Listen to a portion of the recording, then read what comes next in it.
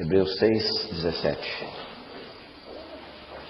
Por isso Deus, quando quis mostrar mais firmemente aos herdeiros da promessa a imutabilidade do seu propósito, se interpôs com juramento, para que, mediante duas coisas imutáveis, nas quais é impossível que Deus minta, forte alento tenhamos, nós que já corremos para o refúgio, a fim de lançar mão da esperança proposta, a qual temos por âncora da alma, segura e firme, que penetra além do véu, onde Jesus, como precursor, entrou por nós, tendo se tornado sumo sacerdote para sempre, segundo a ordem de Melquisedeque.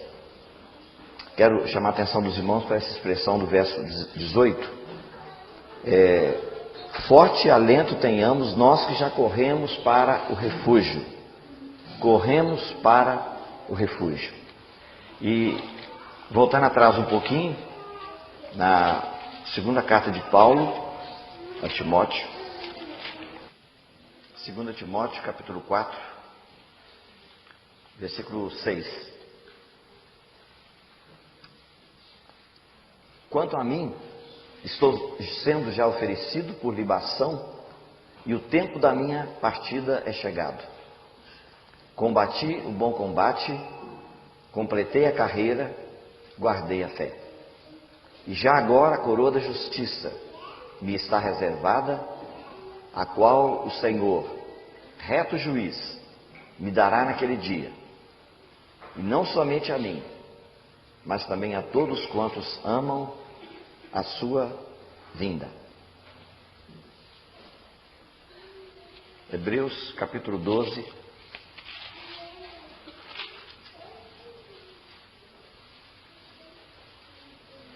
versículo 1. Hebreus 12, verso 1. Portanto, também nós, visto que temos a rodear-nos tão grande nuvem de testemunhas, desembaraçamos-nos de todo o peso e do pecado que tenazmente nos assedia. Corramos com perseverança a carreira que nos está proposta, olhando firmemente para o autor e consumador da fé, Jesus, o qual, em troca da alegria que lhe estava proposta, suportou a cruz, não fazendo caso da ignomínia, e está sentado à destra do trono de Deus. Ainda vamos ler Filipenses, capítulo 3. Filipenses, capítulo 3, verso 12. Não que eu já tenha recebido, ou já tenha alcançado a perfeição, mas prossigo para alcançar aquilo para que também fui alcançado por Cristo Jesus. Quanto a mim, irmãos, não julgo havê-lo alcançado, mas uma coisa faço, esquecendo-me das coisas que para trás ficam, e avançando para as que estão diante de mim, prossigo para o alvo, para o prêmio da soberana vocação de Deus em Cristo Jesus. Prossigo para o alvo, para o prêmio da soberana vocação de Deus em Cristo Jesus. Vamos orar, irmãos. Pai, nós colocamos em Tuas mãos agora, Pai, esse tempo que o Senhor nos dá. Estamos diante da Tua palavra, Senhor, e sabemos, temos consciência da nossa incapacidade, Senhor, de tocar nessa palavra, de interpretar essa palavra. Só o Senhor pode fazer isso. Nós estamos aqui, Senhor, juntos, nos posicionando diante do Senhor e declarando para o Senhor que sem Ti nada podemos fazer, que carecemos da Tua bênção, Senhor, sobre os nossos 5 pães e 2 peixinhos. Senhor, traga, Senhor, a Tua luz, Senhor, através da Tua palavra nessa hora. Abre os nossos olhos do coração, os olhos do entendimento. Senhor, revela-nos as coisas do futuro. Senhor, mostra-nos, Senhor, porque estamos aqui e o que o Senhor está buscando em nossas vidas. e o que há de vir, Senhor. Tem misericórdia, Pai. Nós precisamos da Tua bondade, da iluminação do Teu Espírito nessa hora. Nos conduza, Senhor, pela coluna de nuvem, pela coluna de fogo, para a glória do Teu nome, para a nossa edificação. Em nome do Senhor Jesus. Amém. Irmãos, vamos prosseguir um pouquinho. Eu confesso para os irmãos que tanto a reunião de antes de ontem, né, sexta-feira, como de sábado, né? E hoje de manhã, lá com o irmão Valdemar e os outros irmãos, Júlio Kepp, as duas palavras que o Senhor nos deu não tinha nada a ver com aquilo que eu havia programado para repartir com os irmãos, né? Os irmãos sabem, eu sempre tenho uma pastinha aqui com estudos, mas o Senhor às vezes não deixa nem abrir, né? E novamente hoje nós estamos aqui pedindo ao Senhor que nos dê aquilo que Ele quer nos dar hoje. Nós não queremos o maná de ontem, nós queremos o maná de hoje, aquilo que o Senhor tem nos dado. Então eu peço aos irmãos que esteja também em oração, que o Senhor possa nos dar tranquilidade, para a gente confiar nele realmente, para que Ele nos dê, não sei que seja uma palavra de 5 minutos, ou 10 minutos, ou 20 minutos, mas que seja aquilo que Ele deseja falar hoje para nós.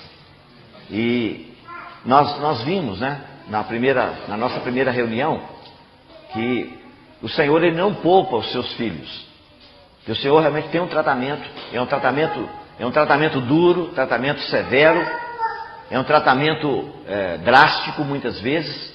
Nós vimos um pouquinho do que o Senhor fez na vida do Abraão, o que Ele fez na vida do Jacó, o que Ele fez na vida do José, o que Ele fez na vida do Davi, o que Ele fez na vida do Paulo. E realmente coisas que nos deixam às vezes estupefatos. Como é que o Senhor pode dizer, amei a Jacó e tratá-lo desse jeito? Como é que Ele pode tratar o Abraão dessa maneira e dizer, esse é meu amigo? Como é que Ele pode tratar o Davi dessa forma e dizer, esse é o homem segundo o meu coração? Porque, irmãos, há alguma coisa muito grande para ser realizada. Então, o Senhor tem que fazer, precisa fazer uma obra em nós. E nós estamos preocupados em que Ele faça uma obra através de nós. E o irmão Otmani, ele disse algumas frases, não se sabe se realmente eram dele ou da irmã Margarete Barber, mas elas são apresentadas como sendo dele. E uma dessas frases que ele falou é que aqueles que não permitem que Deus trabalhe neles, não podem trabalhar para Deus. Vai ser um trabalho contaminado, vai ser um trabalho misturado, vai ser um trabalho fraco, vai ser um trabalho sem resultados para a eternidade. Em outro lugar ele diz, consagrar-se a Deus não é trabalhar para Deus. Consagrar-se a Deus é ser trabalhado por Ele. Infelizmente, nós mudamos isso. Quando fala de consagração, é pregar uma mensagem, fazer um apelo para as pessoas virem à frente, para se tornarem missionários, para se tornarem pastores, e isso não é a verdade. Quando eu me consagro, eu estou dando direito ao Senhor de trabalhar na minha vida. E aí ele virá como um sumo sacerdote com a espada de 2 gumes, e aí ele vai separar a alma do espírito. Ele vai nos deixar totalmente descobertos dentro dele. Se não houver essa consagração, nós não vamos aceitar o tratamento. Por isso, irmãos, é muito, muito importante que o Senhor realmente nos trate dessa forma, né? Ele precisa nos quebrar, precisa nos moer, precisa nos triturar, né? Isso é uma obra para a vida inteira. É um trabalho que não cessa. Ele vai trabalhar em nós até o último momento. E um dia nós vamos chegar então à perfeição, né? Como homens e mulheres redimidos, não perfeitos como Deus que Ele é, mas perfeitos na obra que Ele tinha para realizar em nossa vida. Hoje pela manhã, os irmãos que não estiveram juntos, né, conosco, então nós falamos sobre os seguidores do Cordeiro, Apocalipse capítulo 14, que há um grupo de pessoas que o Espírito Santo chamou, estes são os que seguem o Cordeiro onde quer que ele vá. Eles são primícias para Deus. né? E esses são os mesmos chamados vencedores que estão lá nas 7 igrejas do Apocalipse, capítulo 2 e 3. Né? E vimos por que o Senhor tem que fazer essa obra em nós, irmãos. Há alguma coisa muito grande. Né? Nós estamos sendo preparados hoje, né? O nosso verdadeiro trabalho, a verdadeira obra não é agora. Infeliz daquele irmão que ele vê só o Senhor Jesus voltou e acabou tudo. Não acabou. Quando ele voltar, ele vai estabelecer o milênio. Nós vamos trabalhar, vamos servir no milênio, se nós tivermos o privilégio de entrar, de reinar com ele. E se fizermos parte da noiva do Cordeiro, ainda mais abençoado será. Mas quando terminar o milênio, ainda tem mais alguma coisa para se fazer. Porque o Senhor, ele quer mostrar nas eras vindouras a suprema grandeza da sua graça para conosco. Mostrar para quem? Hoje de manhã nós vimos isso, então eu não quero repetir para os irmãos esse assunto. E agora, hoje eu quero repartir com os irmãos um pouquinho sobre a corrida cristã e o prêmio. Então, há uma corrida para nós. Nós lemos aqui alguns versículos, né, de Hebreus, lemos um texto de 2 Timóteo, voltamos para Hebreus novamente, capítulo 12, né, Paulo, ele diz, eu combati o bom combate, acabei a carreira. E Hebreus diz que nós já corremos para o refúgio, então tem uma corrida que já acabou. Então Hebreus 6 diz claramente que nós corremos para o refúgio. Então, irmão, aqui é que começa a carreira cristã. Então nós temos uma corrida. E Hebreus capítulo 12 diz que nós devemos correr com paciência, olhando para Jesus, que é o autor e consumador da fé. E Paulo diz para nós que ele acabou a carreira. Então nós temos uma carreira. Vamos ver alguns versículos da palavra de Deus, né? É uma mensagem bem simples. Os versículos são bem fáceis, porque todos eles nós vamos encontrar a palavra correr ou corrida. Vamos descobrir alguns segredos.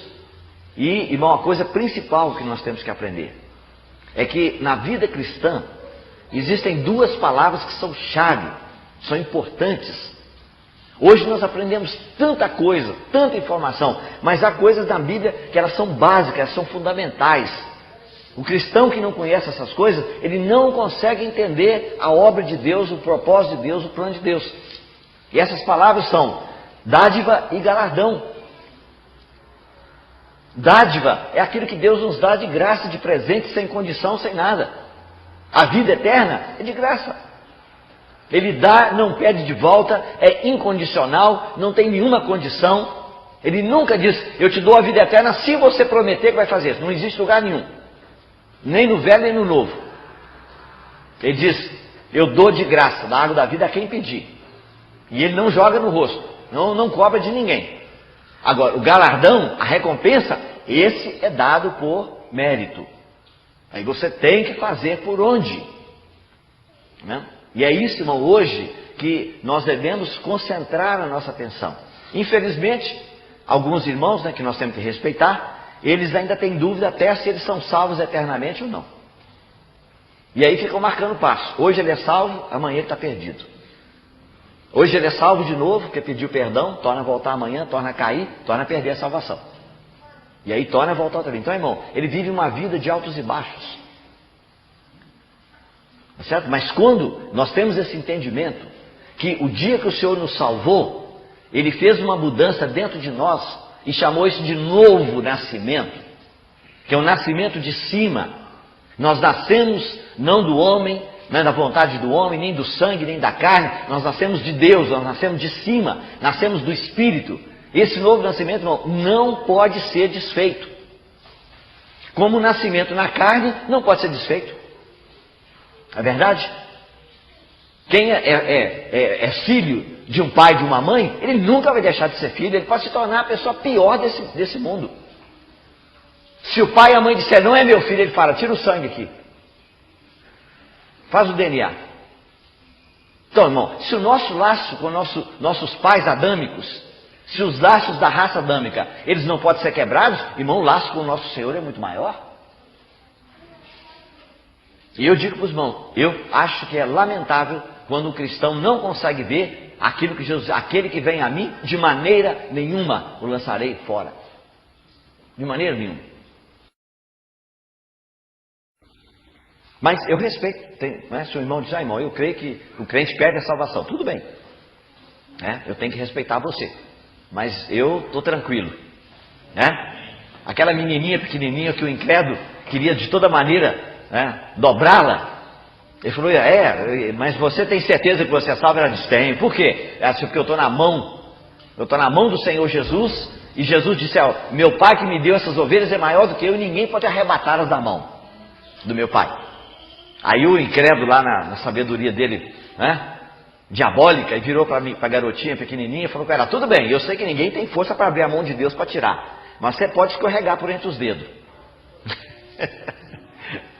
E ela foi para casa, ficou sem saber o que responder. Aí de noite ela orou e disse, Senhor, me dá uma resposta para aquele homem, porque ele falou que ninguém abre a sua mão, é verdade, mas ele falou que eu posso escorregar, Senhor, né? Ou seja, através do pecado, da desobediência, eu posso escorregar por entre os dedos da sua mão.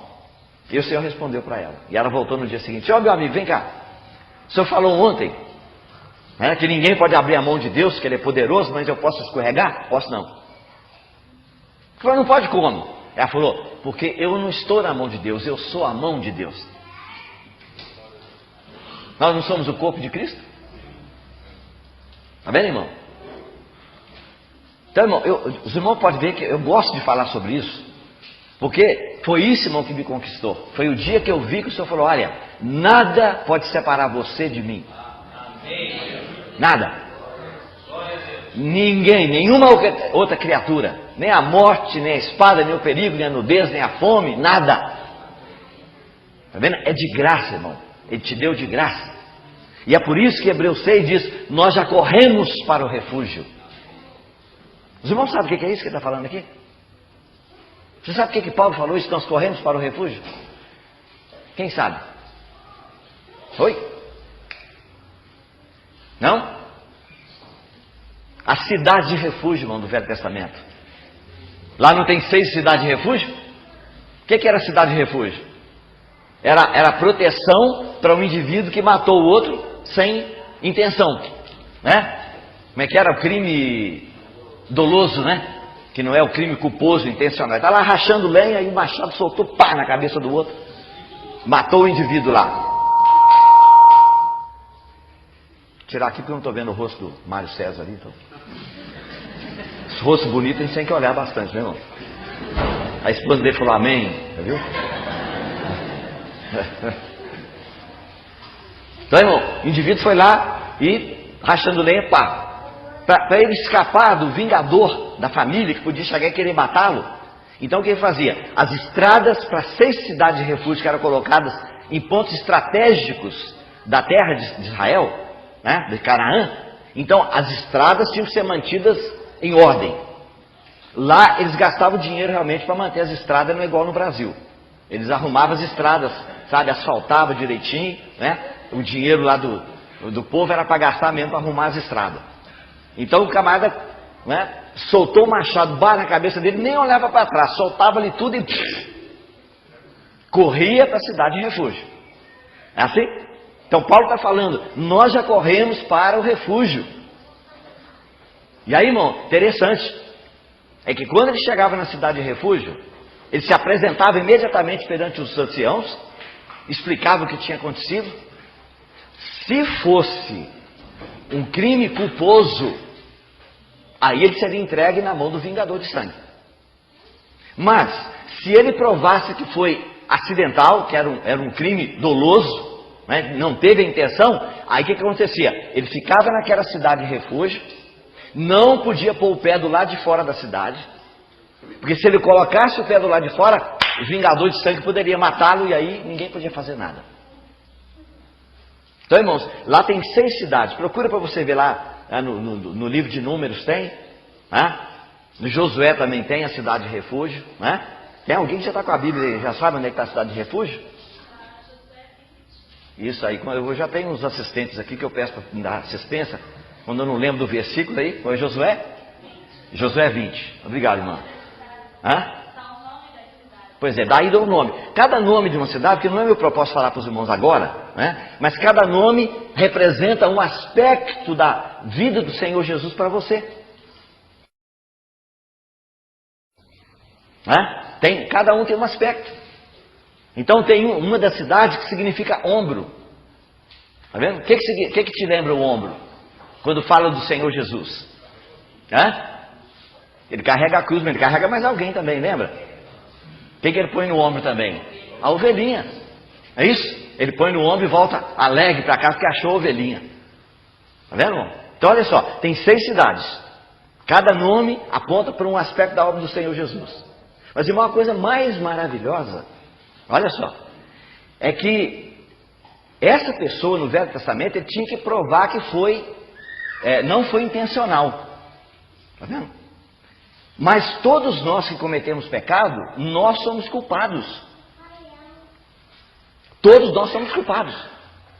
Entendeu? Mas quando Jesus está pregado na cruz, ele orou e ele colocou toda a humanidade dentro da possibilidade de correr para a cidade de refúgio. Porque ele diz: Pai, perdoa-lhes porque eles não sabem o que fazem.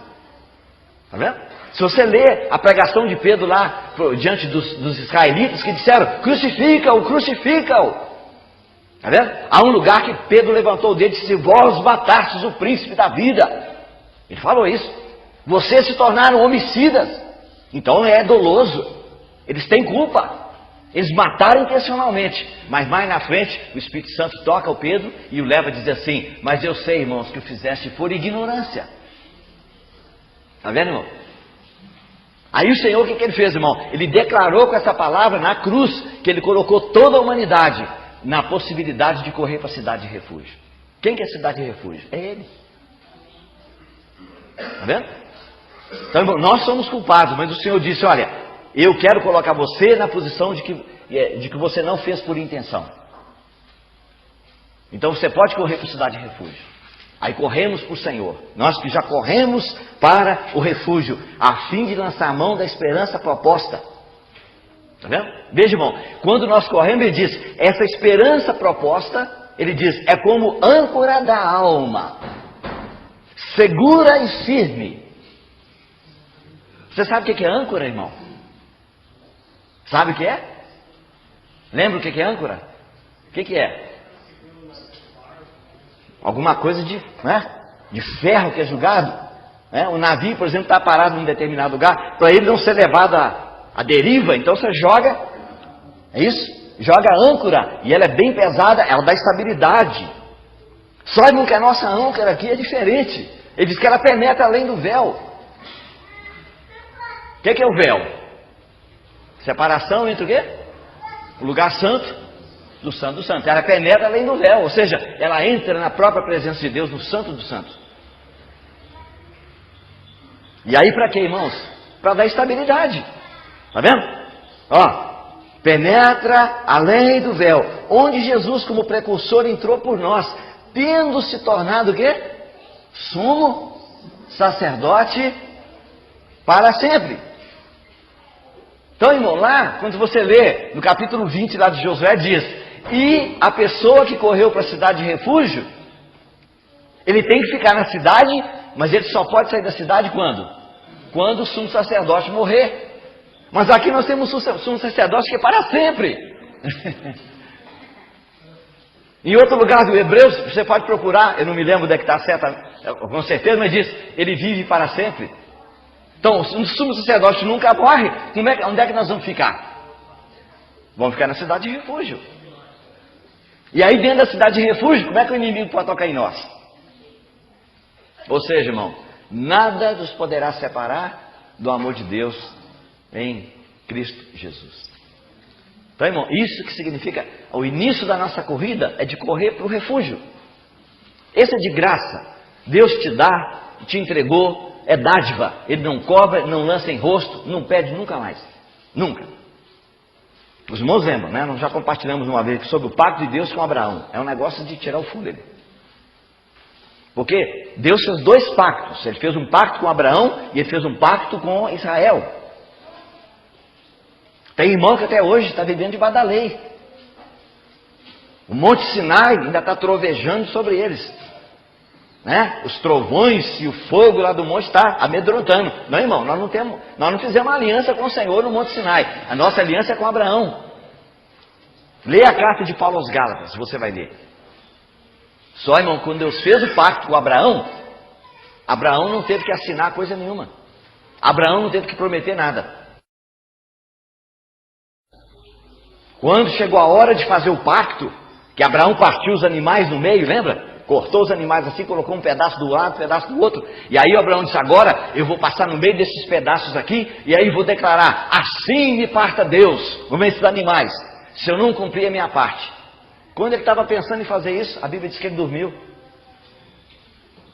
Aí em Gênesis capítulo 15, Deus pôs ele para dormir.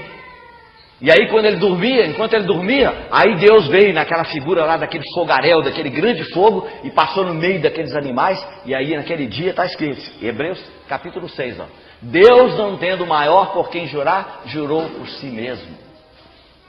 Tá vendo, irmão? Então, cadê o Abraão? Quando ele acordou, ele disse, ó, senhor, cadê os animais? Disse, não, eu já jurei. Só, mas não jurei, você não precisa jurar. O juramento aqui é só meu. Então, irmãos, esse pacto é um pacto unilateral. Não tem participação do homem. Nós nunca prometemos nada para o Senhor no início da nossa caminhada. A salvação, a vida eterna é de graça. Não há condições. Então, como não há condições, também não há como o Senhor nos cobrar, porque não pediu nada. Agora, lá no Monte Sinai, irmão, por que o povo de Israel está espalhado pelo mundo? Por que eles caíram na mão do Hitler? Dos alemães? Então, irmão, Deus tem dois pactos. O Monte Sinai é condição. Se vocês me ouvirem, se vocês me obedecerem, eu farei isso, farei aquilo. Tem irmão que pega na teologia da prosperidade, ele vai ler Deuteronômio. Coitado. Está escrito lá, se você me obedecer, eu vou te dar riqueza, Não, mas o Senhor nunca fez essa aliança conosco, irmão. Essa é a aliança de Deus com Israel. Não tem um lugar que diz que o Senhor fez aliança conosco dos 10 mandamentos. Pode ler todo o Novo Testamento. A nossa aliança é a aliança de Deus com Abraão. Então, irmão, isso, irmão, tem que ser estabelecido. Você tem que resolver esse problema na sua vida. Dizer, Senhor, eu sou salvo para sempre. Agora tem gente que fala assim, mas se for desse jeito aí ele vai ficar meio malandrão, vai cair no mundão, não sei o quê. Vai cair no mundão? Deixa ele cair. Deixa ele cair. Um dia o senhor vai encontrar com ele, né? Como encontrou com aquele paralítico, lembra? Depois de curar, ele perguntou para ele, disse para ele o quê? Vai e não peques mais. Para quê? Para que não te suceda coisa pior. Você quer? Quer mais uma dosagemzinha? Então volta para o mundo.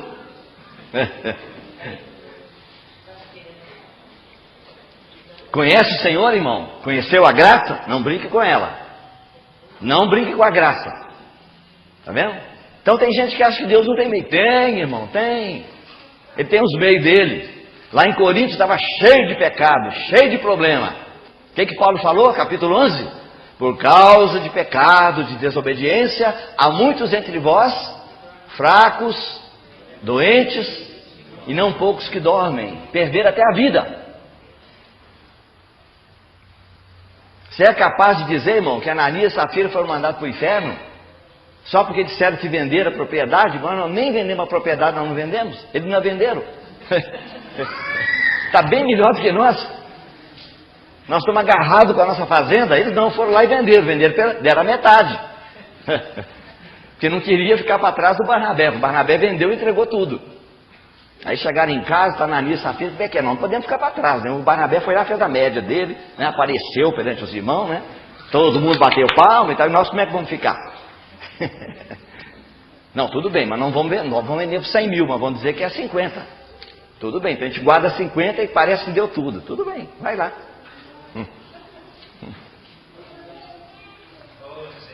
Tá vendo? Mentiu o Espírito Santo, irmão. Mas é irmão? Claro que é irmão.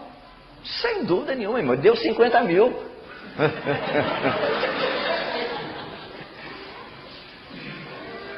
Só que os outros 50 mil não conseguiu gastar, né?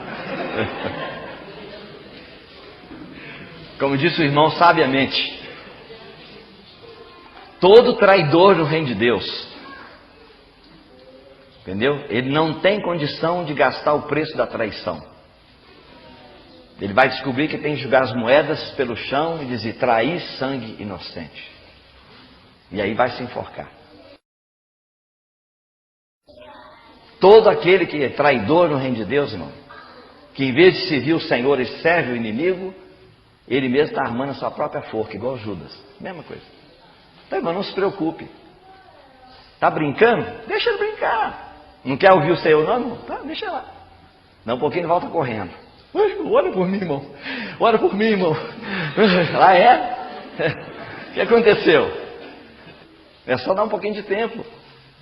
É, irmão, mas não perde, irmão. Ah, nasceu de novo, irmão. Você é da família de Deus. Sabe? Tem um novo sangue. Sabe? Não pode ser mudado. Hoje eu posso falar. Se alguém falar, você não é, fala, tira o sangue aqui. É figura, lógico, né? Tira o sangue aqui pra você ver se não tem um sangue aqui da outra família. Ele é meu pai. Ele me gerou. Tá vendo, irmão? E eu, irmão, eu não tem jeito. Quando eu nasci de novo, o Espírito Santo me batizou no corpo de Cristo, irmão. Aí me batizou e me colocou num lugar. Aí amanhã eu pego aquele lugar. Ah, vamos usar a figura aqui. Eu era o dedão. Mas agora eu perdi aquela posição. Aí o Espírito Santo, o Senhor fala, vai lá, tira o Delcio lá do dedão. Aí ficou um lugar vagando agora. Tem um buraco aqui no corpo de Cristo. Então, irmão, isso já é um absurdo. Mas aí depois falou, ó, Senhor, está convertendo alguém na Mirante Tamandaré. Então põe logo no lugar do Delcio.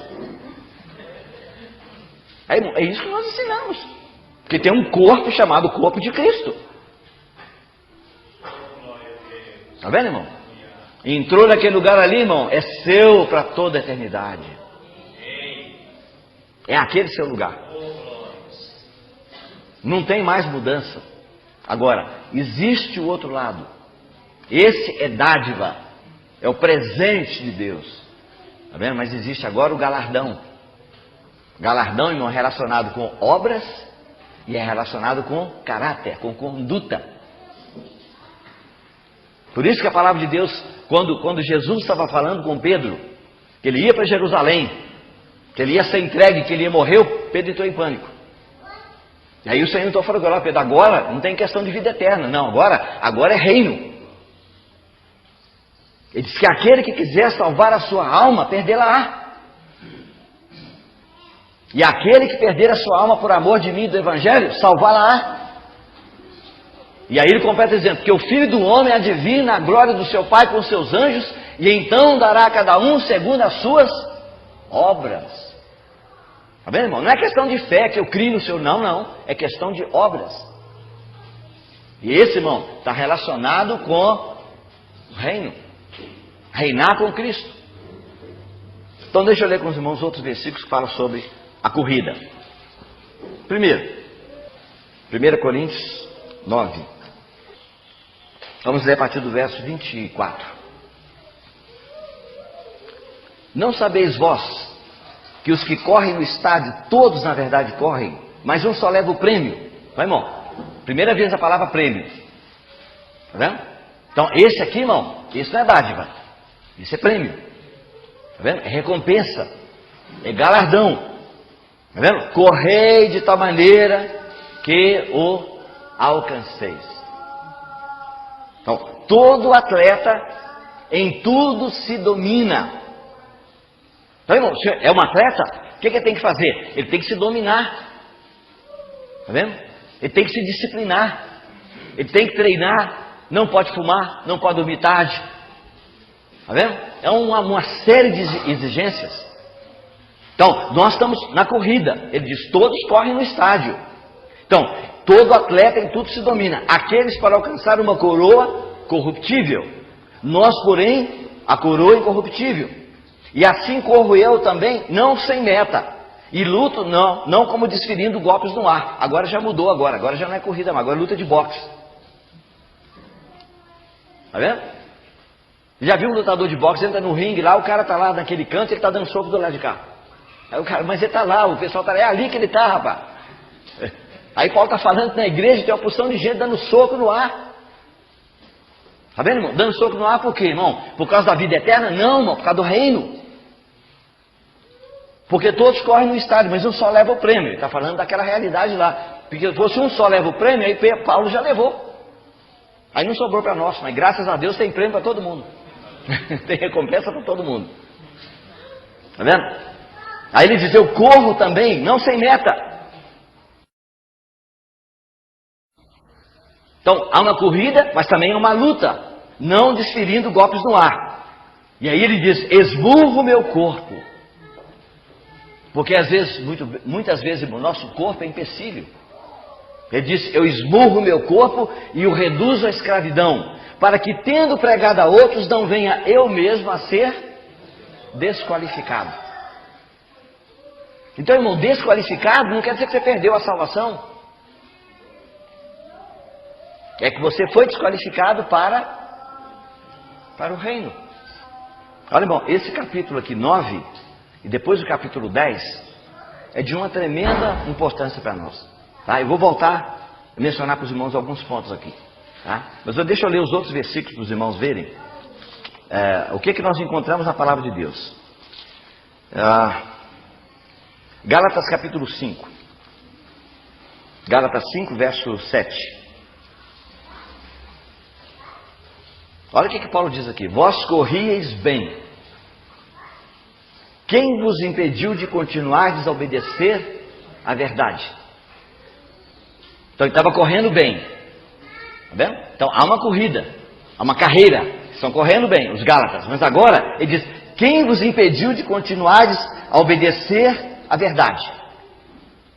Então agora houve um problema aqui. A corrida deles foi interrompida. Por quê? Porque ele diz, entrou fermento. Versículo 9. Um pouco de fermento leveda toda a massa. Que fermento que é esse, irmãos? Era o judaísmo. Está vendo? Era o judaísmo. Então você tem que crer em Cristo, mas você também tem que fazer a sua, né? Tem que guardar o sábado, não pode comer carne de porco, e tem que circuncidar, e etc, etc. Está vendo, irmão? Então, quantas vezes que na nossa carreira cristã, judaísmo é introduzido? Irmão, a igreja hoje está cheia. Eu digo a igreja aparente, né? A prática está cheia de judaísmo, irmão. Está cheia de prática judaica, de judaísmo. Entendeu? Naquela linguagem lá do Velho Testamento, né? Por exemplo, as pessoas que aceitam, você dá para o Senhor 10 mil que ele te devolve 20 mil. Isso é fermento, isso é Velho Testamento. Não existe isso. Tá? Eu dou para o Senhor, independente se ele vai me devolver, se ele vai me dar 5 ou 1, não interessa. Tá vendo? Então, irmão, há alguns que estão correndo bem, mas de repente ele é impedido de obedecer. Tá vendo? Então, obedecer aqui, a desobediência se torna um empecilho para a corrida. Eu vou só ler para os irmãos, nós vamos voltar depois, né? Em Gálatas capítulo 2, versículo 2. Subi em obediência a uma revelação e lhes expus o evangelho que prego entre os gentios, mas em particular aos que pareciam de maior influência, para de algum modo não correr ou ter corrido em vão. Está vendo, irmão? Então Paulo, quando ele foi começar o trabalho dele de pregar, você sabe, ele recebeu o evangelho, como ele fala aqui no mesmo Gálatas, que ele recebeu o evangelho da boca do Senhor Jesus. Ele disse, não foi nenhum homem nem nenhum anjo, eu recebi o evangelho do próprio Senhor, quando ele foi levado lá no terceiro céu. Então ele recebeu o evangelho, mas ele diz, para que eu não corresse em vão, né? Ou não correr ou não ter corrido em vão. Então ele diz, eu procurei aqueles que estavam antes de mim, que tinham mais influência no evangelho, e expus para eles o evangelho que eu pregava. Então, irmão, quantos irmãos hoje que não têm a coragem de chegar, irmãos, eu vou expor para os irmãos aquilo que eu estou pregando. Os irmãos têm o direito de falar comigo se está alguma coisa que precisa ser corrigida. Está vendo? Porque nós podemos estar correndo em vão, né? E Hebreus 12 que nós já lemos, nós devemos correr a carreira com Com paciência ou com perseverança, que é melhor. Ou seja, com determinação, com firmeza. E aí, 2 Timóteo, que Paulo fala, eu acabei a carreira, acabei a corrida, eu combati o bom combate, né? E guardei a fé, e agora terminei a corrida. E a coroa da justiça me está reservada. Então, vocês vão ver que há um prêmio, que Paulo também fala lá em Filipenses capítulo 3, que nós temos que buscar o prêmio da soberana vocação de Deus em Cristo Jesus. Então, há um prêmio para nós, para ser alcançado. Então, irmãos, hoje, o que a igreja perdeu de vista, principalmente no Brasil, não se prega sobre isso. Você pode procurar em todos os recantos onde os filhos de Deus estão reunidos. Raramente você vai encontrar alguém que prega a diferença entre dádiva e galardão. Todo mundo está procurando bênção. É só o positivo. Deus vai dar, Deus vai fazer, mas ninguém é chamado à responsabilidade. Tá vendo? E o que eu quero mostrar para os irmãos nesses minutos que nós temos ainda, é no capítulo 9 de 1 Coríntios. Vamos voltar para 1 Coríntios, capítulo 9. Então veja, Paulo está falando aqui que nós estamos numa corrida. O estádio aqui é esse mundo. Lá em Hebreus ele diz que nós estamos rodeados de uma grande nuvem de testemunha. Como se você estivesse correndo mesmo num estádio. E aquele monte de testemunhas sentado ali. Quem são as testemunhas? Os heróis da fé do capítulo 11. Meu entendimento é assim. Eu acho que aqueles homens ali que são as testemunhas. Nós estamos correndo aqui hoje. Correndo a nossa corrida nesse mundo. Deus tem um alvo para nós. Que é o alvo da soberana vocação de Deus em Cristo Jesus. E aí você tem que prosseguir com determinação. Tem que correr com perseverança.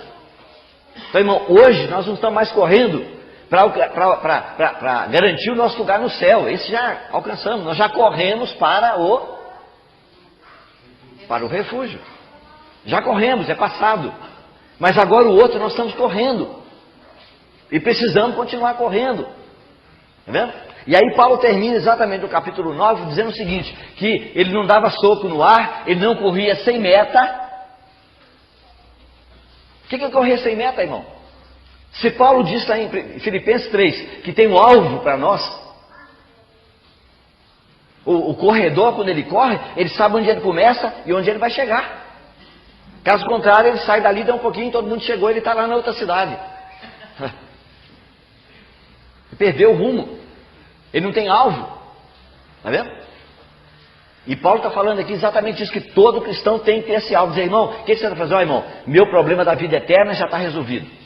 Eu já corri para o refúgio, meu nome está escrito na vida, ninguém pode tirar meu nome de lá, eu sou o corpo do Senhor Jesus. E ele diz que ninguém pode arrebatar a minha vida das mãos dele, nem do Pai, que é maior do que ele. Que ele não lança fora ninguém que vai a ele, de maneira nenhuma. Pronto, está resolvido o problema. E agora? Então, agora eu quero assegurar meu lugar no reino. Está vendo, irmão? É isso que nós temos que ter em mente. Isso é ter o alvo. Quer dizer, há um alvo da soberana chamada de Deus em Cristo Jesus. E aí Paulo termina dizendo o seguinte, olha, eu faço tudo isso para quê? Para que eu, não tendo pregado aos outros, eu mesmo não venha a ser desqualificado. E aí, irmão, então, como você sabe, a nossa Bíblia, quando foi escrita, né, as cartas de Paulo, não tem capítulos. É simplesmente uma carta direta. Só que nós vemos que há umas certas divisões que são naturais. Né? E aí quando ele termina de falar no capítulo 9, ele entra no capítulo 10. E aí ele usa uma palavrinha chamada ora, sem H. Né? Ora. É isso aí? Capítulo 10? Ora, irmãos, não quero que ignoreis que nossos pais estiveram todos sob a nuvem, todos passaram pelo mar, tendo sido todos batizados assim na nuvem como no mar, com respeito a Moisés. Todos eles comeram de um só manjar espiritual e beberam todos da mesma fonte espiritual, porque bebiam de uma pedra espiritual que os seguia, e a pedra era Cristo. Está vendo? Então, irmão, esse ora significa que ele está continuando a falar o que está lá. Então ele diz, olha, irmão, eu não quero ser desqualificado. Agora eu vou mostrar para vocês o que aconteceu com a nação de Israel, que é uma figura para nós. Aí veja só o que ele diz aqui, ó, verso 6. Estas coisas se tornaram exemplos para nós. A palavra no grego é tipo. Está vendo? O que aconteceu para eles é uma lição para nós. É um exemplo para nós. É uma figura para nós. É um tipo para nós. Ele diz, a fim de que não cobicemos as coisas más. E depois o versículo, verso 11. Estas coisas lhe sobrevieram como exemplos e foram escritas para quê, irmãos? Para advertência nossa. Está vendo? Então, muito bem, vamos ver o que está acontecendo aqui. Paulo está dizendo aqui 5 vezes, não sei se você contou, mas presta bem atenção, irmão. Ele diz aqui, ó, irmãos, não quero que ignoreis que nossos pais estiveram... 10:1 que nós estamos lendo. O quê? Quantos tiveram? Todos? Ok. E quantos passaram pelo mar? Todos. Quantos foram batizados na nuvem como no mar com respeito a Moisés? Quantos que beberam de um só manjar espiritual? E quantos beberam da fonte espiritual? Bom, aí algumas traduções não tem a palavra todos, porque o nosso tradutor achou que ele pode comer o que ele quer na Bíblia. E ele comeu um todo aqui. Os irmãos querem ver? Quem tem a palavra todos no versículo 4? Está vendo, irmão? Agora quem que não tem? Levanta, só vamos para a gente ver um pouquinho. Está vendo? A minha também não tem. Está vendo, irmão? Então 5 vezes o Espírito Santo falou todos, todos, todos, todos. Vamos voltar atrás. Quantos que estiveram sobre a nuvem? Todos. Ou seja, o que quer dizer isso? Eles tiveram experiência com o Espírito Santo. Quantos que passaram pelo mar? Ou seja, experiência do batismo. Que a figura do passar pelo mar é batismo. Está vendo? Quantos que foram batizados na nuvem como no mar com respeito a Moisés? Todos. Quantos que comeram de um só manjar espiritual, ou seja, do maná que desceu do céu? Todos. E quantos beberam da água que saiu daquela pedra, e aquela pedra que o seguia, e ele disse que era Cristo? Todos. Então, irmão, sabendo? Todos. Você vai dizer que esse pessoal aqui não era salvo, irmão? Você vai dizer que aqueles 2 milhões que saíram do Egito, porque você imagina, só soldados, só homens de guerra de Israel eram 600 mil. Só soldado. Mas você coloca aí pelo menos mais criança e mais as mulheres, você vai ter mais 2. Você vai chegar lá nos 1.800.000. Irmão, 2 milhões de pessoas saíram do Egito. E aí o que aconteceu? Nós descobrimos que dos 2 milhões, todos morreram no deserto, menos 2. E aí sabe o que nós fazemos? Nós mandamos 1.900.000 e não sei, nem sei falar em matemática como é que é isso. Né? Mandamos todo mundo para o inferno. Não, irmão. Eles só, sabe o que foi? Eles não acabaram a carreira. Eles não acabaram a carreira. Eles não concretizaram a carreira, como Paulo diz, eu acabei a carreira, guardei a fé. E desde agora, por causa disso, me está reservada a coroa da justiça, que o Senhor me dará, o justo juiz me dará no dia, tribunal de Cristo. Está vendo, irmão? Então, irmão, essa palavra aqui, todos. Aí, irmão, de repente, Paulo, para explicar para nós, né, pelo Espírito Santo, o que está acontecendo, então ele pega e conclui no versículo 5 dizendo, entretanto, todos passaram por isso. Está vendo, irmão? Então hoje, você pode ser batizado do Espírito Santo, você pode ser cheio do Espírito Santo, você pode ter dom do Espírito Santo, que está aqui, eles foram batizados na nuvem, que é uma figura do Espírito Santo. E ainda você chegar nesse lugar que está aqui, ó. Deus não se agradou da maioria deles. E essa maioria, sabe o que era? Era 2 milhões menos 2. É 1.999.998. Isso. Aí só com a ajuda de matemático aí para entender esse negócio aí. Então, irmão, olha, o problema aqui, irmão, é que Deus não se agradou. Tá vendo? Então, irmão, hoje o segredo é nós agradarmos o nosso Pai. Como é que nós vamos fazer isso? E porque eles não agradaram, tá vendo? Deus não se agradou da maioria deles, Por isso eles ficaram prostrados no deserto. Os irmãos lembram lá no Velho Testamento? Quantas vezes que o povo de Israel tentou a Deus? Lá diz. Tem um lugar lá que diz. Cadê os assistentes aí do Velho Testamento? Oi? Cadê a assistência aqui? Quantas vezes que o povo de Israel tentou o Senhor lá no Velho Testamento? Vai ficar de castigo depois da reunião. 10 vezes. O Senhor disse a mim, tentaram 10 vezes. Está vendo? E aí, irmão, você sabe, há uma coisa lá que ela aparece uma atrás da outra. Sabe? É uma palavrinha que ela está em todo lugar. Eles murmuraram.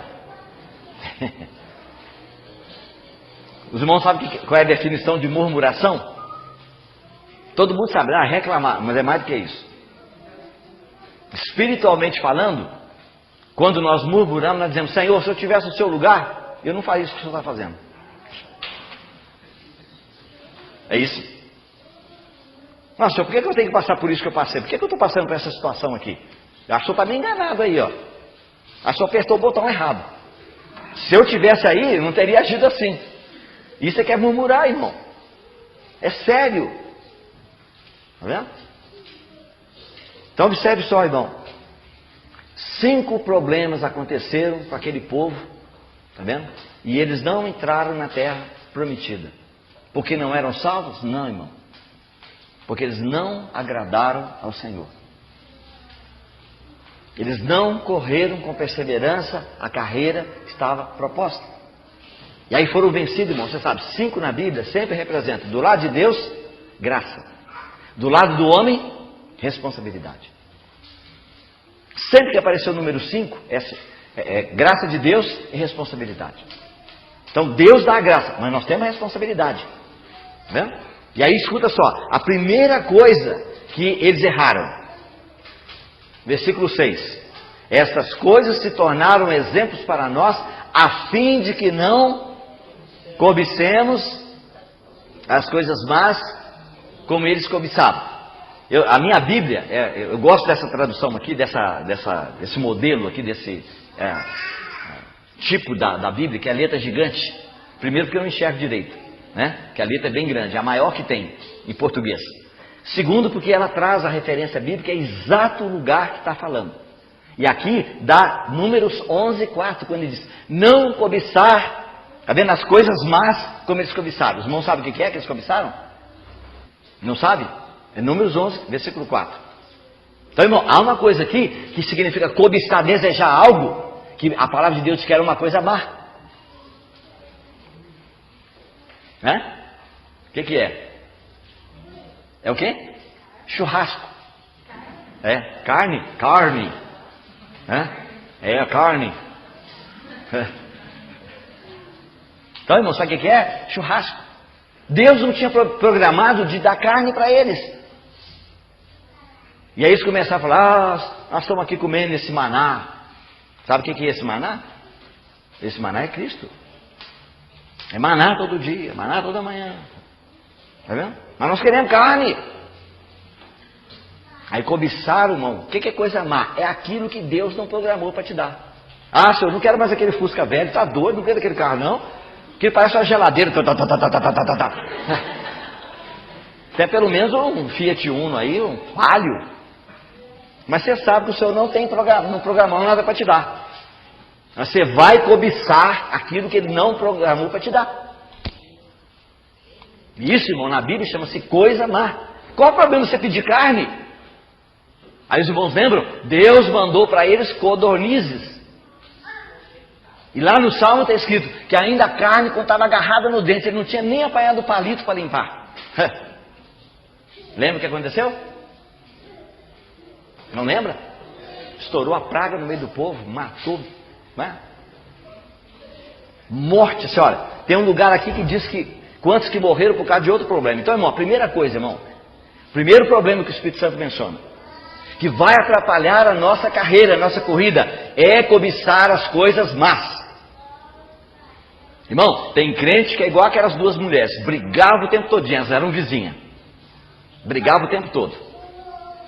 Aí teve uma que conseguiu um dia lá, conseguiu lá um dinheirinho extra, foi lá e comprou a televisão e colocou na copa da casa dela, colocou a antena do lado de fora, colocou bem em cima na antena e deixava a janela da copa aberta para a vizinha poder ver a televisão, mas colocou a televisão de lado.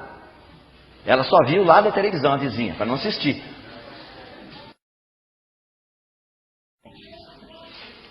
Aí a vizinha ficou tiririca de raiva, né? Pegou o marido pelo pescoço, você tem que comprar a televisão para nós, olha lá. Aquela sirigaita comprou a televisão. Tá vendo? Ele colocou a televisão bem na copa, com a janela aberta para poder ofender a gente. A gente não pode nem assistir, só vê o lado da televisão. A mulher não tem dinheiro para comprar. Não, você tem que comprar. Isso, nossa, encheu a paciência do marido. Aí finalmente, o marido não tinha condição mesmo de comprar. Um dia ele chegou do trabalho, aí tá vendo a antena lá em cima da casa. Falou, nossa. A mulher foi lá e comprou a televisão. Esse mês eu tô frito, não tem dinheiro para pagar. Aí quando ele entrou lá dentro de casa, falou, mulher, você comprou a televisão? Ele falou, o que é? Fala baixo. Fala baixo para que a sirigaita lá não ouvir. Você comprou a televisão? Não, comprei só a antena.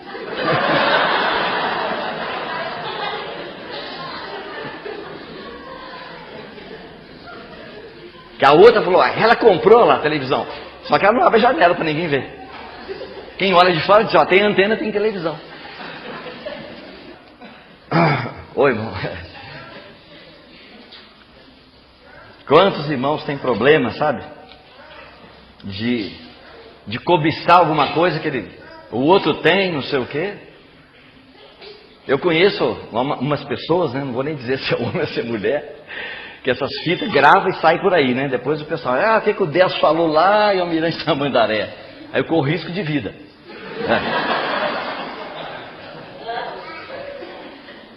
Mas eu conheço algumas pessoas, irmão, que é impressionante. Se uma delas lá for lá e comprar um sapato novo desse aí, modelo novo, como é que chama? Plataforma, né? É o modelo agora que está sendo usado. A outra vai lá e dá em cima do mais, você tem que comprar. E onde é que ela comprou? Que loja que ela comprou, tem que comprar igual. Irmão, você pensa que não tem no meio dos cristãos? Como tem, irmão? Sabe? A gente não consegue contentar com o que o Senhor nos deu. Você sabe o que Deus prometeu para nós, de acordo com o Novo Testamento? Que Ele falou lá em Timóteo? Tendo o quê? O que nos cobrir? O que Ele quis falar foi, é você ter uma moradia, você ter roupa e ter alimento. Isso é tudo que Ele prometeu. Mas não, tem crente hoje que quer ter até helicóptero para ir para a reunião. Lógico que aqui em Tamandaré não precisa, porque não tem trânsito, mas lá em São Paulo... Então, irmão, não cobiçar as coisas más. Segundo, não vos façais, pois, idólatras como alguns deles, porquanto está escrito, o povo assentou-se para comer e beber, e levantou-se para divertir-se. Êxodo capítulo 32. Aqui é claro, você lembra o que é?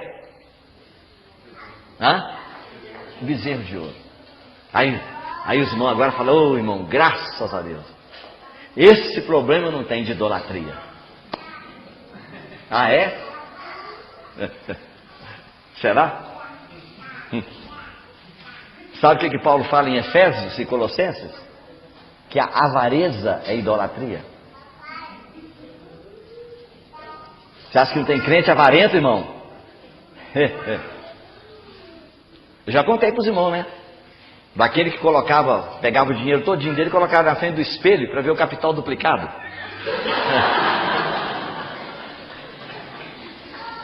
Só que ele colocava assim, para aparecer só o capital, porque se aparecer ele, aí tem que dividir para 2.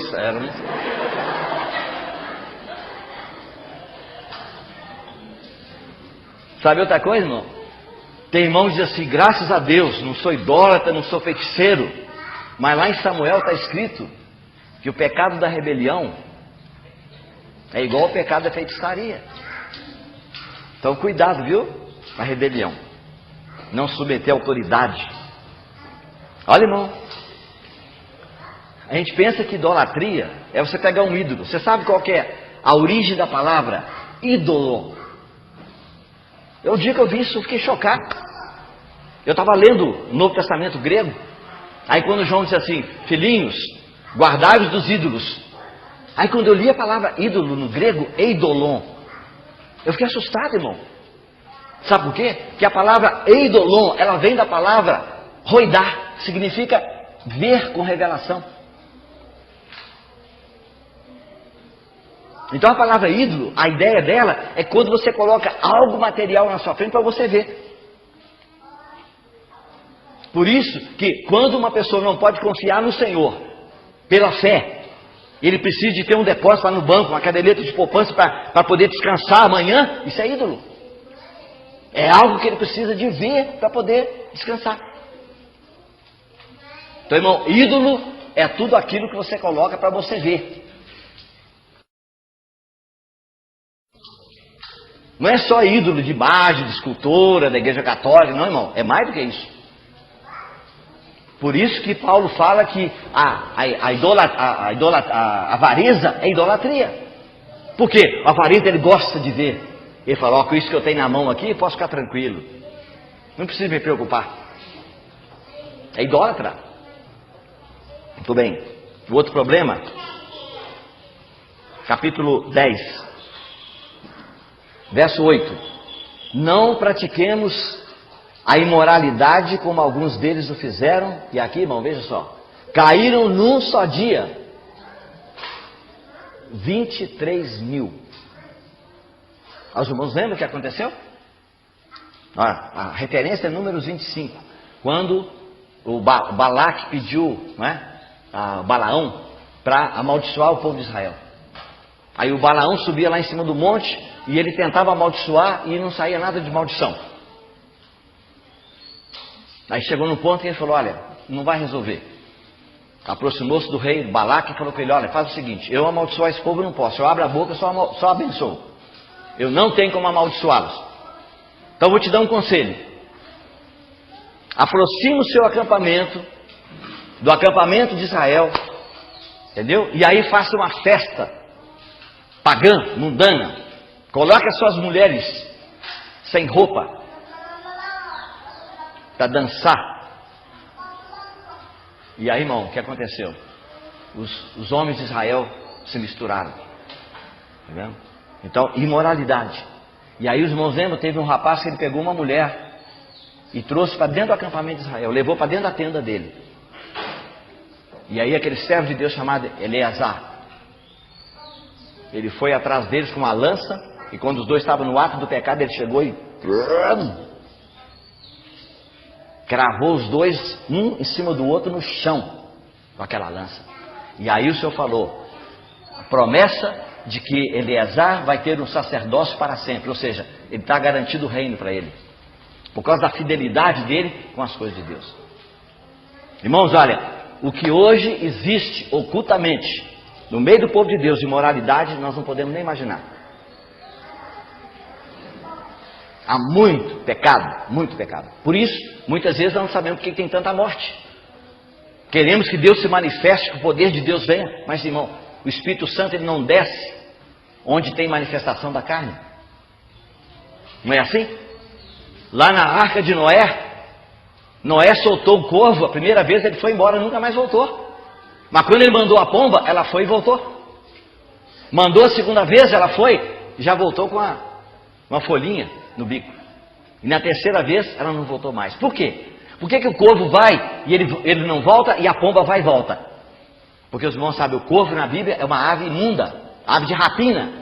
Então ela desceu em cima dos cadáveres das pessoas que tinham morrido nas águas. Mas a pomba não, ela vai e ela vê aquela imundícia, aquela sujeira da velha criação, ela volta para a arca. Qual que é a figura hoje para nós? É que o Espírito Santo ele vem da arca do Senhor. O Senhor Jesus manda o Espírito. Mas quando ele chega e ele vê que tem corpos, tem cadáveres, tem carne para todo lado, carne mal cheirosa, putrefata, estragada, ele volta para a arca novamente. Então, irmãos, olha, muito problema. Num só dia caíram 23 mil. O quarto, verso 9. Não coloquemos o Senhor à prova, como alguns deles já fizeram e pereceram pelas mordeduras das serpentes. Números capítulo 21. Irmão, quantas vezes nós colocamos o Senhor à prova? Qual é a figura que você tem? Lá no monte, lá no pináculo do templo. Satanás falou, faça prova. Está escrito na palavra que você dará ordem aos teus anjos e eles vão te aparar. Então salte daqui de cima. Então, irmão, isso era pôr o Senhor à prova. Quantas vezes, irmão, nós fazemos isso? Quantos irmãos que não têm autorização do Senhor nenhuma, não tem dom para curar, não tem o dom de cura, e eles chegam na casa de um irmão e falam, levanta em nome de Jesus Cristo. E o doente continua do mesmo jeito, se não piora. Irmão, não põe o Senhor à prova. Em Belo Horizonte aconteceu um fato triste com um irmão, que pela própria estrutura dele, pela própria experiência dele, por ser um homem de origem estrangeira, de alemães, que é um povo muito centrado, equilibrado, né? Ele, como pastor, no dia do sepultamento de um irmão, ele permitiu que a emoção dele se descontrolasse e chegou num certo momento assim que ele, desejoso que acontecesse alguma coisa maravilhosa, que qual é nós que não gosta disso?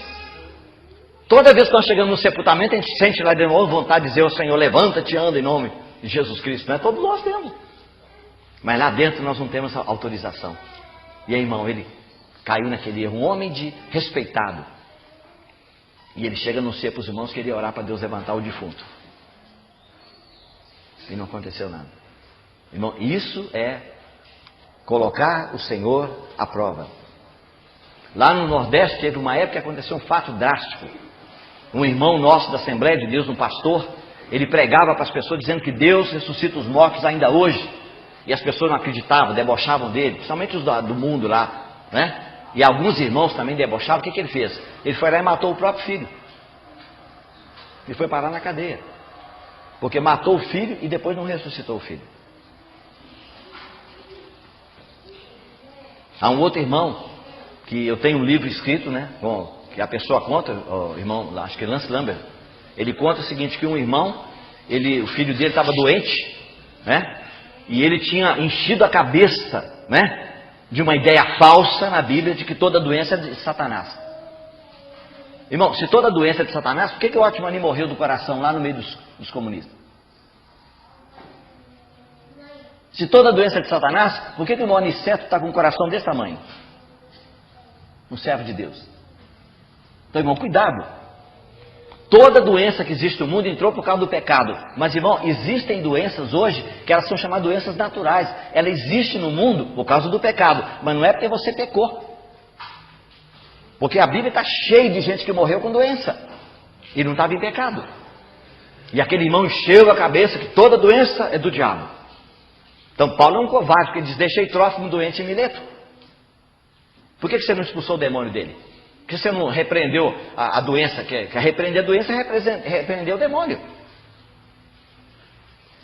Com Timóteo, ele falou, Timóteo, não bebas mais água, só mas beba um pouco de vinho, por causa do teu estômago e das suas frequentes enfermidades. Não orou por ele, não expulsou demônio nem nada, mandou ele beber vinho. Aí aquele irmão, descontrolado, com a cabeça cheia daquela falsa ideia que a Bíblia não sustenta, né? Ele orando e dizendo para a família toda e para todos os irmãos da igreja, não, o Senhor vai curar o meu filho, vai curar o meu filho. Daí chegou uma noite que ele estava desesperado, ele descontrolou, saiu da centralidade em Cristo, e aí ele fez uma declaração. Ele falou, Senhor, se o Senhor não curar meu filho essa noite, eu não vou te servir mais. Aí passado poucos minutos o menino morreu. Assim, vum. Falou, é isso? Então é isso que vai acontecer, vou levar seu filho agora, pum. Então, irmão, isso significa, chama-se tentar o Senhor. Não brinque com isso. E finalmente, versículo 10. Não murmureis, como alguns deles murmuraram e foram destruídos pelo exterminador. Números capítulo 16. Lembra lá da história lá do Coré, Datã e Abirão. Então, é uma coisa séria, né? Muito séria. Então, esses 5 problemas que estão aqui, irmão, mostra para nós a responsabilidade. São 5. Esses problemas aqui, eles impediram que os filhos de Deus, que estavam debaixo do sangue do Cordeiro, que eles passaram lá na porta e comeram a carne do Cordeiro, eles estão debaixo daquele sangue, eles são filhos de Deus, são irmãos nossos. Eles foram batizados na água representada pelo Mar Vermelho, eles foram cheios do Espírito Santo, tiveram experiência com o Espírito Santo, representado pela nuvem. Eles tiveram comunhão com o Senhor Jesus, beberam da água, comeram o manjar celestial, comeram o maná. Está vendo? Tiveram todo tipo de experiência, mas eles não permaneceram fiéis. Não agradaram o Senhor. E aí por isso, o que aconteceu? Eles não entraram na terra de Canaã. E agora vão rodear pelo deserto. Quando eles disseram, Senhor, o Senhor nos tirou do Egito. Lá nós tínhamos cebola, tinha melão, tinha pepino, tinha as panelas de carne. Então você imagina comer pepino, cebola, tem um outro negócio que ele menciona lá, melão, no deserto, aquele calor. Mas o coração deles estava lá. Eles saíram do Egito, mas o Egito não saiu deles. Está vendo? Então, irmãos, eles eram irmãos, eles eram salvos, mas eles não agradaram o Senhor. Agora tem dois que agradaram o Senhor: Josué e Caleb. Está vendo, irmão? E olha, irmão, quando essas pessoas, quando Deus encontra esses homens que são seguidores do Cordeiro, onde quer que ele vá, como Josué e Caleb, a palavra de Deus diz: se Josué e Caleb quisessem ter entrado na terra, eles podiam ter entrado. Não é? Porque eles não falharam. Aí os irmãos lembram quantos anos tinha o Caleb? Quando o povo teve que... quando eles não quiseram entrar, depois Deus chegou e através do Moisés disse: vocês desobedeceram o Senhor. Aí se arrependeram: não, então nós vamos subir. O Senhor disse: não. Não suba, porque o Senhor não está mais convosco. Se você subir, os inimigos vão te matar, vão te destruir. Então, irmão, nessa época, eles tentaram subir, aí os inimigos caíram em cima deles, eles voltaram. E aí vão rodear agora pela terra 40 anos. Na verdade, 38, porque contando dois que eles saíram lá do Egito, deu 40. Isso? Mas, irmão, quantos anos tinha o Caleb? E 5. 45. E aí, depois que eles rodearam pelo deserto 40 anos, irmão, quem estava no meio deles? Josué e Caleb. Aí os irmãos lembram que o Salmo 90, no Salmo 90, irmão, sabe o que você tem quando você lê aquele Salmo? Leia aquele Salmo e pensa no povo de Israel no deserto. Está vendo? Aí Moisés está descrevendo, porque foi Moisés que escreveu. Ele está mostrando a destruição, a morte do povo pelo deserto. Quando ele entra no capítulo 91, aí ele diz assim: os que habitam no esconderijo do Altíssimo, a sombra do Onipotente descansará. E aí ele começa a descrever, e ele diz: 1000 cairão ao teu lado, e 10.000. Exatamente eu não lembro como é que ele, mas 10.000 à tua direita. Ele está falando de quem, irmão? As pessoas que ele viu morrer, dos 2 milhões. Eles, Josué e Caleb, eles estão onde? Habitando no esconderijo do Altíssimo e descansando à sombra do Onipotente. Os outros irmãos, foram dizimados lá. Era mortandade de dia, de noite, peste. Deus foi dizimando todos eles. Então, irmão, conviveram com aquele povo desobediente 40 anos pelo deserto. Podia ter entrado. Tá vendo, irmão? Hoje, quantos servos de Deus, irmão, que estão vivendo como que na peregrinação pelo deserto, sem precisar disso. Mas ali no meio dos irmãos, para poder ajudar os irmãos, cooperar com os irmãos. E aí, irmão, sabe o que acontece? Quando eles terminaram aquela caminhada de 40 anos, aí o Caleb, ele disse assim: eu tinha 45 anos quando Moisés disse: entra na terra. Agora eu tenho 85. A minha força é a mesma. Minha força não acabou. Está vendo, irmão? Por quê? Porque ele foi fiel e ele viveu aqueles 40 anos lá, na figura do que Paulo diz: não eu, mas Cristo vive em mim. Então, irmãos, aqui nós temos uma chamada para nós, na palavra de Deus, de que, irmão, há uma corrida, todos correm no estádio, mas não todos levam o prêmio. Por que que nós vamos ser impedidos da nossa carreira? De correr com perseverança e alcançar o prêmio? Por causa dos 5 problemas que estão aqui. Não cobiçar as coisas más, evitar a idolatria, não praticar a imoralidade, não pôr o Senhor à prova e não murmurar. Aí o Senhor permitindo, irmão, nós vamos falar um pouquinho mais. Depois vamos ler Filipenses também, capítulo 3. Né? Paulo fala também sobre prosseguir em direção ao alvo. Senhor, há alguma coisa para nós, irmão? Agora nós temos que pensar no reino, assegurar o nosso lugar no reino, porque o nosso lugar da vida eterna com o Senhor está garantido, não pode ser perdido. Então agora é o tempo de pagarmos o preço, de corrermos essa carreira, né? Para que um dia nós possamos, quem sabe, como Paulo, né? Paulo é o único que se conhece em todo o Novo Testamento, é o único que diz assim: a coroa da justiça já me está reservada. E alguns irmãos acreditam que ele falou isso porque ele não tinha muito tempo. Acredito que quando ele terminou de escrever isso aí, ele morreu pouco tempo depois, talvez no mesmo dia. Foi decapitado. Porque se falasse, eu vou viver mais um ano, ele falava, não, aí você tem que esperar, porque Paulo podia ainda perder a coroa. Tá vendo, irmão? Então, quem sabe nós possamos ter o privilégio, a alegria de poder, a coroa da justiça me está reservada. Tem 5 tipos de coroas no Novo Testamento. 5 tipos de coroas. E essas coroas, irmãos, serão dadas só para aqueles que vão reinar com o Senhor. Amém? Que Deus nos abençoe. Pai, nós colocamos em Tuas mãos as palavras que o Senhor nos deu nessa noite.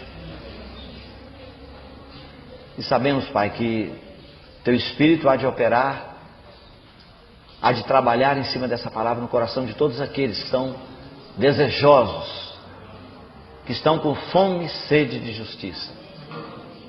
Pai, tem misericórdia, Senhor. Nós estamos entre essa grande multidão que recebeu o sangue do Cordeiro, que tem comido a carne do Cordeiro pela fé. Já passamos pelo mar vermelho do batismo. Temos experimentado, Senhor, a unção, o revestimento do Teu Espírito. Temos nos alimentado do manjar celestial que é Cristo, nosso maná celestial. Temos bebido, Senhor, dessa água do Espírito, dessa fonte que é Cristo, rachada, essa rocha que foi rachada por nós. Mas, Senhor, ainda corremos o risco de não agradar o Senhor. Pai, nós pedimos, tem misericórdia, Senhor. Nos ajude, Senhor, a correr sempre para o Teu trono da graça, Senhor. Porque não temos um sumo sacerdote que não possa compadecer-se de nós. Mas que possamos correr, Senhor, naqueles momentos de dificuldade, de fraqueza, para nós recebermos graça no momento oportuno. E prosseguirmos, Senhor, caminhando, correndo com paciência, com perseverança, a carreira que nos foi proposta. Não dando socos no ar, não correndo sem meta, subjugando o nosso corpo, não permitindo que o nosso corpo nos domine, seja em que aspecto for, para que, Senhor, nós tendo pregado aos outros, não venhamos a ser desqualificados. Livra-nos, Senhor, desses 5 pecados mencionados. E nos mantenha de pé, Senhor. Senhor, tem misericórdia. Não nos deixe, Senhor, assumir uma posição de soberba. Mas que nós lembremos da advertência do Teu Espírito. Aquele que está de pé, olhe, vigie, para não cair. Se estamos de pé, Senhor, é pela Tua misericórdia. Se vamos continuar de pé, é pela Tua misericórdia. Senhor, oramos agradecidos. Em nome do Senhor Jesus. Amém.